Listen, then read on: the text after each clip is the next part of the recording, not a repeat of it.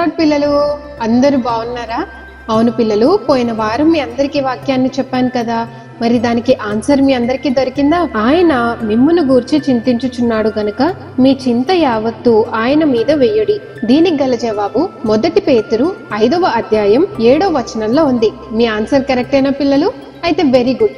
ఇప్పుడు నేను మీ అందరికీ ఇంకో వాక్యాన్ని చెబుతాను. అయినను మనం ఆయన వాగ్దానమును బట్టి కొత్త ఆకాశముల కొరకును కొత్త భూమి కొరకును కనిపెట్టుచున్నాము, వాటి యందు నీతి నివసించును. 2వ పేతురు 1వ అధ్యాయం నుండి 3వ అధ్యాయం వరకు చదివి ఎక్కడ ఉందో నెక్స్ట్ వీక్ మీరు అందరూ నాకు చెప్పాలి. ఓకేనా పిల్లలు? ఈ బైబిల్ చదవటం మాత్రం అస్సలు మిస్ చేయకండి. ఓకేనా? ఇప్పుడు మీ అందరికీ ఒక మంచి కథని చెప్పబోతున్నాను. మరి కథ వినటానికి మీరంతా రెడీగా ఉన్నారా?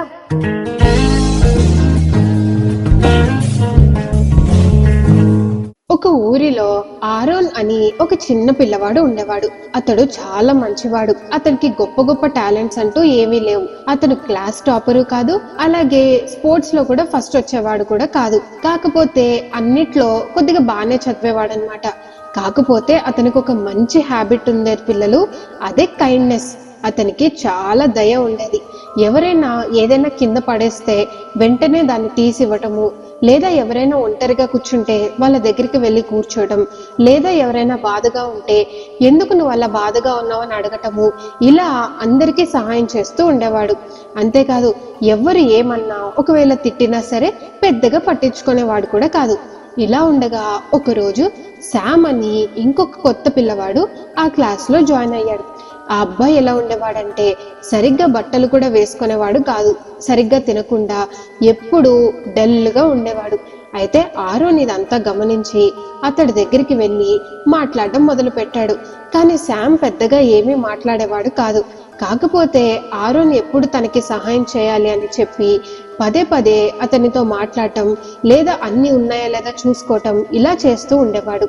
ఒకరోజు అతడు కూర్చొని లంచ్ బ్రేక్ లో తింటుండగా అతను ఏమీ తెచ్చుకోలేదు. అప్పుడు ఆరోన్ తన లంచ్ ని అతనితో షేర్ చేసుకొని అతనితో చక్కగా హెల్ప్ చేస్తూ మంచి ఫ్రెండ్స్ గా మారారు. అయితే ఇదంతా వాళ్ళ టీచర్ గమనిస్తూనే ఉంది. ఆరోన్ అందరి విషయంలో ఎప్పుడు హెల్ప్ చేస్తూనే ఉండేవాడు. అయితే ఒకరోజు టీచర్ వాళ్ళ క్లాస్ లో ఈ విధంగా అనౌన్స్ చేసింది, వాళ్ళ క్లాస్ లో ఒక పిల్లవాడికి ఆమె ఒక స్పెషల్ గిఫ్ట్ ఇవ్వాలనుకుంటున్నాను. ఎందుకంటే అతడు అందరికీ చక్కగా సహాయం చేస్తూ ఎవరి దగ్గర నుండి ఏది ఆశించకుండా అందరితో చక్కగా నవ్వుతూ చక్కగా ఉంటాడని అతనికి ఒక స్పెషల్ గిఫ్ట్ ఇవ్వాలి అని అనుకుంది. అయితే అప్పుడు ఆమె ఆరోన్ పేరు చెప్పగానే అతడు చాలా భయపడ్డాడు. కాకపోతే అప్పుడు టీచర్ ఆరోన్తో ఈ విధంగా అనింది, చూడు, నువ్వు అందరితో చక్కగా సహాయం చేస్తూ ఎంతో చక్కగా ఉంటున్నావు కదా, నువ్వు ఎలా ఉండగలుగుతున్నావు, నువ్వు ఒక స్పీచ్ ఇవ్వు అని చెప్పింది. దాంతో ఆరోన్కి ఏం మాట్లాడాలో అర్థం కాలేదు. కానీ వాళ్ళ అమ్మ నేర్పించిన 2-3 విషయాలు మాత్రం అతడు అందరితో చెప్పాడు. అది ఏమనగా, మనం ఇతరులకి సహాయం చేసినప్పుడు అది మనం దేవునికి సహాయం చేసినట్లు అని మా అమ్మ చెప్పింది. అందుకని ఇతరులకి మనం ఏ సహాయం చేసినా దేవుడికి చేసినట్లే అని బైబిల్లో కూడా వ్రాయబడి ఉంది పిల్లలు. ఈ విషయాన్ని అతడు అందరితో చెప్పాడు. అంతేకాదు, మనం ఇతరులకి ఎప్పుడు ఏమీ ఆశించకుండా సహాయం చేయమని కూడా మా అమ్మ నేర్పించిందని వాళ్ళందరితో అన్నాడు.